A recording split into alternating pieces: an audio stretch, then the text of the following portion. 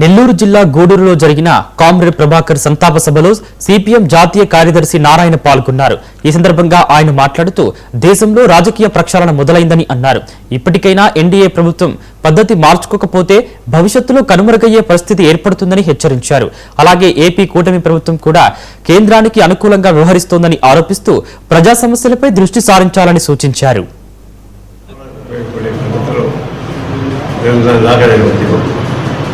అది కాపులు శుద్ధిమంటారా, వెటకాలతో మాట్లాడతారా, ఎక్సాలు చేస్తారా, ఇవన్నీ కూడా నోరు ఊహించి ఒక తీవ్రమైన రాజకీయ పరిణామానికి దారి చేసే పరిస్థితుల్లో ఈ కేంద్ర ప్రభుత్వానికి ఎదురవుతాం.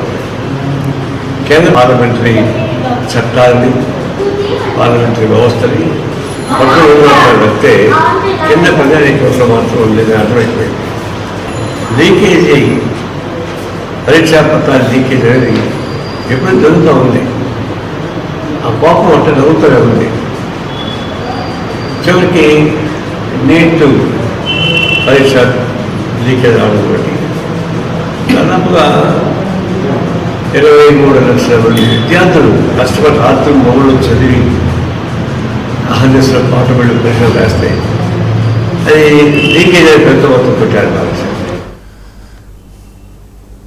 అన్నమయ్య జిల్లా మదనపల్లిలో నిర్వహించిన రాష్ట్ర రజకుల ఐక్యత రౌండ్ టేబుల్ సమావేశం ఉద్రిక్తంగా మారింది. రాష్ట్ర స్థాయి కమిటీల ఏర్పాటు, సంఘం నిర్వహణ తీరుపై అనంతపురం, విజయవాడ ప్రాంత రజక నేతలు అభ్యంతరం వ్యక్తం చేయడంతో సమావేశం రసాభాసగా సాగింది. రజకులను ఎస్సీ